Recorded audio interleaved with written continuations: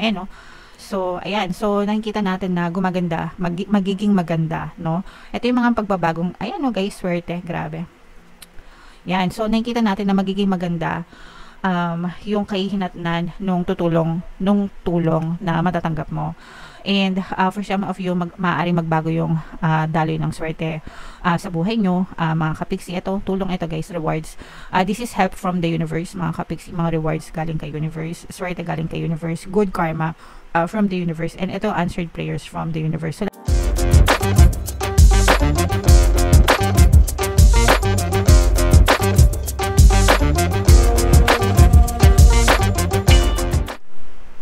hello guys, hello Pisces, welcome back to Pinoy Pixie Tarot. Ang pamagat ng episode natin for tonight is mid-month kapalaran para ngayong October 16 to 31 para sa Pisces, Sun, Moon, Rising, Sign, and Venus. In case na hindi kayo makaresonate dito guys, try nyo panoorin yung video dun sa monthly horoscope nyo for October. Baka nandun yung energy nyo, mga kapiksi. So, unahin natin tong deck na to guys. Ito yung mga mensahe sa inyo ng inyong mga gabay, mga kapiksi.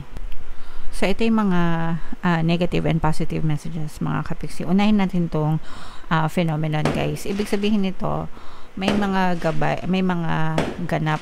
Yan. Ano ba yan? New Year na agad. Sorry. Yan. Sorry, guys. Medyo na-distract ako doon. Narinig nyo ba yung pumuputok? Merong paputok, no? Bagong taon. Fireworks yata yun. Sorry guys, medyo na-distract ako. Anyway, yung message na to, mga kapiksi, ibig sabihin ito, may mga ganap na nangyayari sa buhay natin na hindi natin mahanapan ng sagot, no? We cannot find answers dun sa mga bagay na yun. So, let it just happen naturally sa buhay nyo, mga kapiksi, and i-accept nyo na lang na whatever happens is for your own good.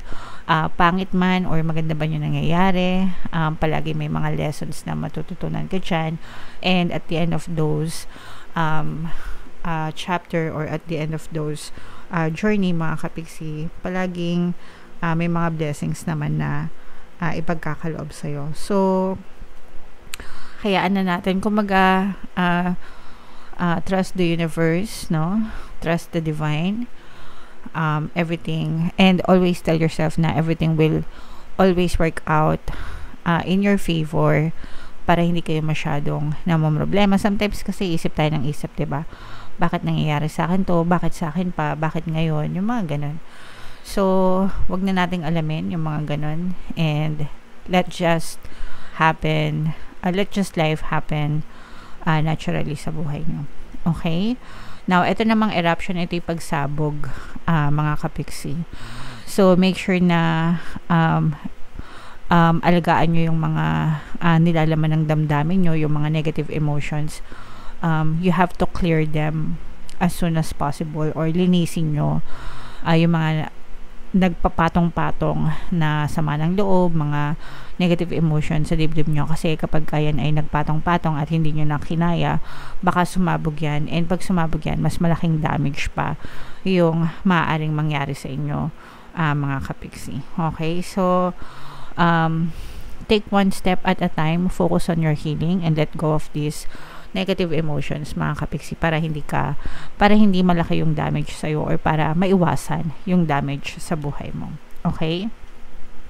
Now, with this message naman, mga kapiksi, parang sinasabi dito na lahat ng bagay na gagawin natin, there's always a risk, mga kapiksi, but there are also rewards, no? So, sa mga pakikipagsapalaran natin sa buhay, syempre, yung risks na sinasabi, parang sugal, mga kapiksi. May kapalit, may mga sakripisyo, pero may mga rewards din naman. Yung rewards, yun yung mga magagandang balik, mga kapiksi. So, wag tayo masyadong matakot na makipagsapalaran sa buhay.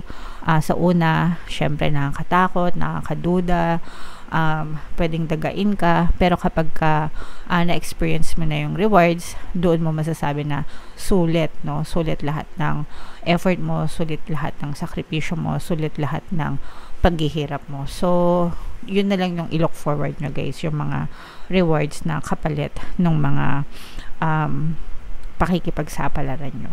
Okay? Alright, so comment down below, Pisces, if feeling nyo nakaresonate sa inyo yan.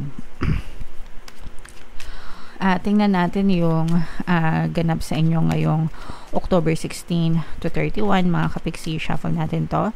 Habang sinashuffle ko to guys, panoorin nyo muna yung video natin regarding sa ating paano mag-manifest ng abundance video course. Kapiksi, sawa ka na ba sa mga struggles at hirap sa buhay mo? Masipag ka ba at masikap sa buhay ngunit hindi ka pa rin umaasenso? Ilang beses ka na bang nag-attempt mag-negosyo at mag-invest pero palagi ka pa rin nalulugi? Sa pagkakataon na ito ay maaaring may subconscious beliefs ka na nagiging balakid sa iyong pag-unlad at pagyaman. Introducing, paano mag-manifest ng abundance video course. Dito ay matututunan mo ma-overcome ang mga balakid mo para tuluyan ka ng umunlad, umasenso, sumagana, maging matagumpay, successful at maswerte sa iyong kabuhayan, pera, trabaho, negosyo sa labi at kaperahan ng bonggang-bongga. Dali, mag-send na ng email sa pinoypixie@gmail.com at simulan na ang iyong pagyaman ngayon. Alright, so sa lahat ng gusto mag-avail ng course guys, meron tayong promo ngayong October mga kapiksi. Magbibigay tayo ng free 3-in-1 pampaswerte sa subliminal, sa pampaswerte sa buhay, sa pera at sa love life, worth 1,500 yung freebie na yan mga kapiksi, kaya i-avail nyo na. Sobrang ganda. And meron din tayong bagong course guys, paano mawala ang third party at magkaroon ng harmonious na relationship, para mawala yung mga kabit ng mga jowa nyo guys. 20% discount yan until September 31, kaya i-avail nyo na. Sobrang ganda. So, Pisces guys, ito ay negative and positive na energy para sa inyo. Kayo ay represent ng Mother of Cups sa ating spread. Unahin natin yung negative energy mga kapiksi. Meron ditong presence ng fire sign, Aries, Leo, Sagittarius. For some of you, maaaring may fire element kayo sa inyong natal chart, or you may be dealing with a fire sign. Mag-ingat kayo guys sa pakikipagsapalaran. Although sabi nga natin, di ba, may risks and may rewards yung pakikipagsapalaran. Pero kung kayo, bago kayo pumasok sa isang bagay, bago nyo subukan yung mga bagong opportunities, pag-aralan nyo munang mabuti, kasi maaari kayo mabiktima ng scam or panloloko, especially kapag wala kayong masyadong alam guys, no? Yun naman talaga yung mga binibiktima ng scammer guys, yung mga sabihin natin inosente, ignorante, no? Kasi yan yung mga madaling madaling mauto, madaling mapaikot, di ba?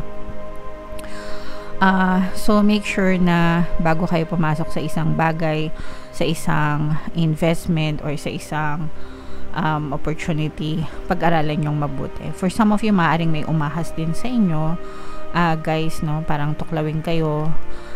Pwedeng kakilala nyo ito mga kapiksi. Ahas, traidor guys, okay? So pagdating sa pagtitiwala guys, whether excuse me, whether stranger pa yan or kakilala, palagi kayong maging cautious mga kapiksi. Hindi tayo dapat basta-basta nagtitiwala guys, kasi yun nga, maaring may umahas sa inyo, so maaari kayong magdusa dahil dito. For some of you guys, sa mga nakaka-experience ng difficulty, especially pagdating sa kaperahan, kasi for some of you guys, medyo namamroblema ng konti yung iba sa inyo sa kaperahan. Parang marami kayong, parang kayo guys, yung iba sa inyo, parang feeling nyo naglalakad kayo sa bubog, diba? Syempre pag naglalakad kayo sa bubog, sugat-sugat na kayo guys, diba? Masakit, mahirap, diba? So maraming sakripisyo. Tapos parang hirap na yung iba sa inyo pagdating sa kalagayang pinansyal. Pero merong magsasalba sa inyo mga kapiksi.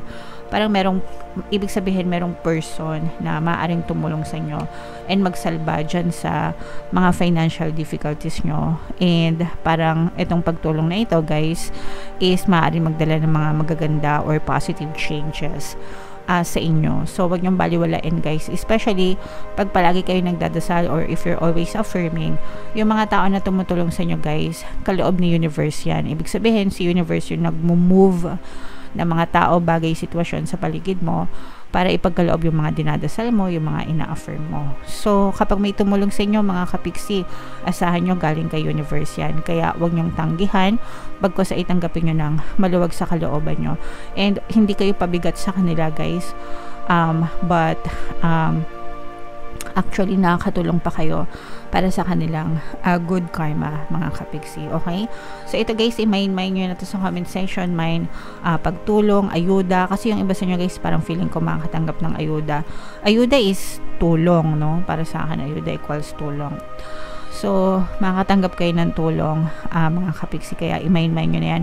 Mind ayuda, mind tulong, mind magagandang pagbabago from the universe. I-mind nyo na guys sa comment section. Ayan, no? So, ayan. So, nakikita natin na gumaganda, magiging maganda, no? Ito yung mga pagbabagong, ayan, no guys, swerte. Grabe. Yan. So, nakikita natin na magiging maganda yung kahihinatnan nung tulong na matatanggap mo. And for some of you, maaaring magbago yung daloy ng swerte sa buhay nyo, mga kapiksi. Ito, tulong ito guys, rewards. This is help from the universe, mga kapiksi. Mga rewards galing kay universe, swerte galing kay universe, good karma from the universe, and ito, answered prayers from the universe. So lahat ito guys galing kay universe. So maraming regalo sa'yo, kapiksi, no? Pisces, maraming regalo sa iyo sa universe guys ngayong October 16 to 31. Kaya wag nyong i-take for granted itong mga tulong na to. Avoid or stop complaining guys.